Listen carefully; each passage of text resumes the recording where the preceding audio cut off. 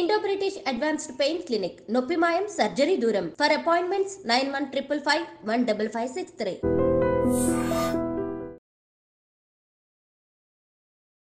Hi guys, welcome to I dream. నేను మీ చాణక్య.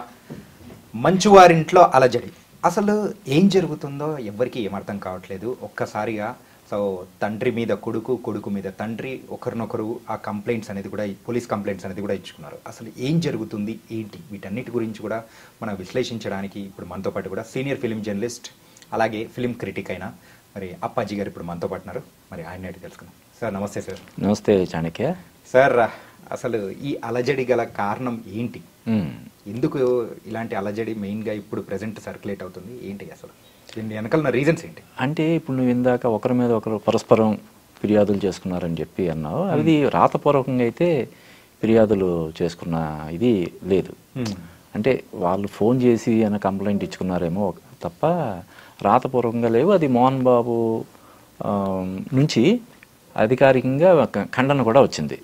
మా కుటుంబంలో అటువంటి ఇదేం లేవు, దయచేసి ఇటువంటి వార్తలను ప్రసారం చేయకండి అని చెప్పి వాళ్ళ పిఆర్ఓ ఒక ప్రెస్ నోట్ కూడా పంపించడం జరిగింది. అవును సార్. కానీ దానికి విరుద్ధంగా అంటే మా ఇంట్లో అటువంటి గొడవలు ఏం జరగలేదు, దాడులు జరగలేదు అని వాళ్ళు ఖండిస్తే మంచు మనోజ్ ఒక హాస్పిటల్కి వెళ్ళడం, అక్కడ ట్రీట్మెంట్ చేసుకొని మళ్ళీ రావడం, ఇవన్నీ అది చాలా కెమెరాలు, చాలా ఛానల్స్ అవి వచ్చి దాన్ని కవర్ చేసేలాగా మరి ఎవరు దానికి సంబంధించిన సమాచారం అందించారో మనకు తెలియదు. కానీ అది విస్తృతంగా అన్ని ఛానల్స్లో రావడం వల్ల ఇప్పుడు పరస్పర విరుద్ధమైనటువంటి ఇవి చర్చనీయాంశం అవుతున్నాయి. జనరల్గా ఆస్తుల గొడవలు కానీ మరొకటి కానీ, అన్నదమ్ముల మధ్య గొడవలు అన్ని కుటుంబాల్లో, ప్రతి 2 కుటుంబాల్లో ఒక కుటుంబంలో నాకు తెలిసి జరుగుతుంటాయి. గరగరికి సర్వసాధారణమైనటువంటి విషయం, గరగరికి కహాని అని చెప్పి. అయితే ఇది జనరల్గానే సెలబ్రిటీస్ సంబంధించిన ఇది కాబట్టి దీనికి ఎక్కువ మనం వార్తల్లో విస్తృత ప్రచారం కల్పించడం అనేది జరుగుతుంది. ఓకే సార్, ఏంటంటే మోహన్ బాబు గారి అనుచరుడు తన మీద దాడి చేశాడు అని చెప్పేసి మంచుగా మన మనోజ్ గారి వర్గం దగ్గర నుంచి కూడా వస్తూ ఉంది. సో ఇందులో ఎంతవరకు అంటే రాతపూర్వకంగా లేదు కదా. ఇప్పుడు మనోజ్ కూడా హాస్పిటల్కి వచ్చాడు, లోపలికి వెళ్ళాడు, ఆ విజువల్స్ ఉన్నాయి, లోపలికి వెళ్ళిన విజువల్స్ ఉన్నాయి, లోపల ట్రీట్మెంట్ తీసుకొని మళ్ళీ బయటకు వచ్చేసిన విజువల్స్ ఉన్నాయి తప్ప అతను ఎవరితోటి మాట్లాడలేదు. తన మీద దాడి జరిగిందని కానీ లేకపోతే మరొకటి కానీ మాట్లాడలేదు. కాకపోతే అతను ఏదో ఒక విషయం ప్రూవ్ చేయాలనుకుంటున్నాడు, దానికి ఒక ఎవిడెన్స్ లాగా ఉండాలని కోరుకుంటున్నాడనే విషయం మాత్రం మనకి తెలుస్తుంది. మరి ఇది ఏ విధమైనటువంటి మలుపులు తీసుకుంటుందో మనం చూడాలి. అయితే చాణక్య అంతకుముందు కూడా మంచు విష్ణు, మంచు మనోజ్ మధ్య ఇలా గొడవలు జరిగాయని చెప్పి వార్తలు రావడం, ఆరోపణలు చేసుకోవడం, మంచు మనోజ్ ట్వీట్ చేయడం, ఇవన్నీ జరిగాయి. తర్వాత అది జస్ట్ ఒక టీ కప్పులో తుఫాన్ లాగా అయిపోయింది. మనోజ్ వాటిని ఏదైతే తను ట్వీట్ చేశాడో అది డిలీట్ చేశాడు. తర్వాత మంచు విష్ణు అన్నాడు ఇది తను చేసే రియాలిటీ షోలో ప్రచారంలో భాగంగా చేశాడు ఇది అని చెప్పి తను అన్నాడు. మంచు మనోజ్ కూడా వాటన్నిటిని తోసిపుచ్చాడు. కాబట్టి ఇది కూడా ఒక 2-3 రోజుల్లో సద్దుమణిగా అవకాశం ఉంది.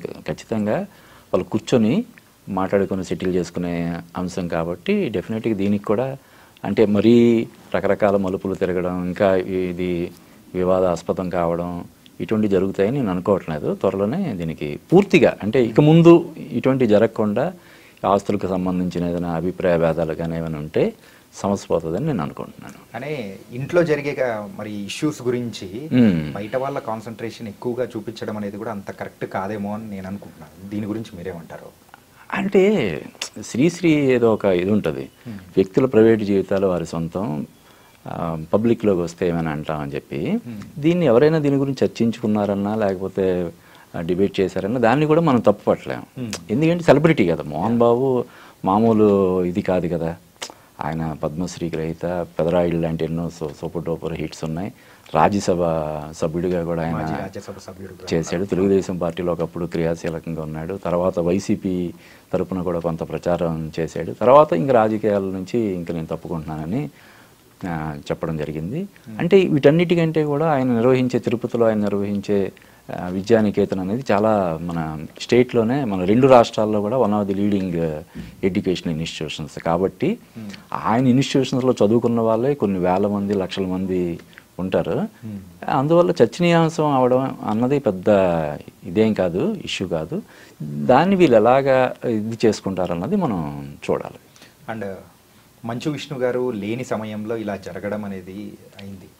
సో ఇప్పుడు మంచు విష్ణు గారు కూడా దుబాయ్ నుంచి రిటర్న్ వస్తున్నారు. ఓకే. సో వచ్చిన తర్వాత ఈ ఇష్యూని ఎలా ముందుకు తీసుకెళ్లే అవకాశాలు? అదే అందరూ కూర్చొని సాల్వ్ చేసుకుంటారని. అంటే ఇది నలుగురు నోళ్ళల్లో నానడం అనేది ఎవరికి మంచిది కాదు కదా. కాబట్టి ఖచ్చితంగా వాళ్ళు రిజాల్వ్ చేసుకుంటారు. అయితే ఇక్కడ నాకు పర్సనల్గా నాకేమనిపిస్తుందంటే ఇప్పుడు దీనికి సంబంధించి వివాదానికి సంబంధించిన ఏంటి ఆస్తులకు సంబంధించని కదా.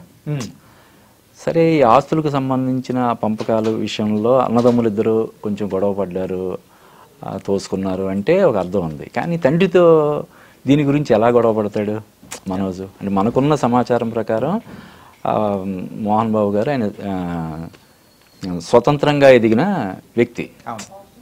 చిన్న స్థాయి నుంచి అంచెలంచెలుగా ఒక పెద్ద స్థాయికి ఎదిగిన వ్యక్తి. బహుశా ఇవన్నీ కూడా ఆయన సంపాదించినవే తప్ప వారసత్వంగా సంక్రమించిన ఆస్తులు ఎక్కువ ఉంటాయని నేను అనుకోవట్లేదు. ఉంటే 2 ఎకరాలు 3 ఎకరాలు అలాగ ఉంటాయేమో తప్ప ఇలాగ గొడవలు పడే రేంజ్లో ఉండే ఆస్తులు నాకు తెలిసి వారసత్వంగా ఆయనకి సంక్రమించి ఉండవు. మోహన్ బాబు గారి జీవిత చరిత్రను ఒకసారి తీసుకుంటే ఇప్పుడు వస్తున్న ప్రతి ఒక్క ఆస్పైరింగ్ యాక్టర్స్ గానీ ఒక బుక్ లాగా గైడ్ లాగా తీసుకోవచ్చు. అవును, అంటే అది చిన్న స్థాయి నుంచి ఒక డైరెక్షన్ డిపార్ట్మెంట్ లో వర్క్ చేసి తర్వాత విలన్ గా చేసి తర్వాత హీరోగా, అంటే ఏ పెద్ద హీరోకి తీసిపోనన్ని విజయాలు వరుసగా back to back black busters కొట్టి కలెక్షన్ కింగ్ అనే ఒక బిరుదుని సంపాదించుకొని రాజకీయాల్లో కూడా తనదైన ముద్ర వేసి ఈ రేంజ్కి వచ్చిన వ్యక్తి కుటుంబంలో ఇటువంటి జరగడం అనేది కొంచెం బాధాకరమైనప్పటికీ కూడా అన్ని కుటుంబాల్లో జరిగే ఇదే కదా. సెలబ్రిటీస్ కాబట్టి ఎక్కువ దాని గురించి